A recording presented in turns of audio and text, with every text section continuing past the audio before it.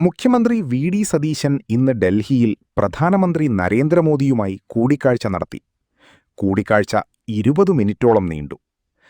പ്രധാനമന്ത്രിക്ക് മുഖ്യമന്ത്രി സതീശൻ കേരളത്തിന്റെ ഉപഹാരം നൽകിയതുപോലെ പ്രധാനമന്ത്രിയും സതീശന് ബൊക്കെ നൽകി സ്വീകരിച്ചു. മുഖ്യമന്ത്രിയായ ശേഷം ഇതാദ്യമായാണ് സതീശൻ പ്രധാനമന്ത്രിയെ കാണുന്നത്.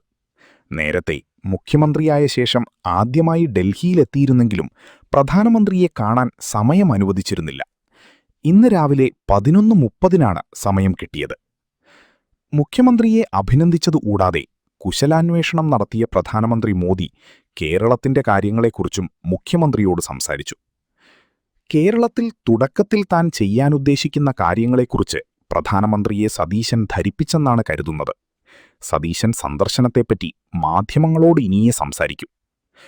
കേരളത്തെ ഒരു വലിയ തുറമുഖ നഗരമാക്കുന്നതിനെക്കുറിച്ചും മൊത്തത്തിൽ ഏവിയേഷൻ സംസ്ഥാനമായി മാറ്റുന്നതിനെക്കുറിച്ചും മുഖ്യമന്ത്രി പ്രധാനമന്ത്രിയോട് സംസാരിച്ചു.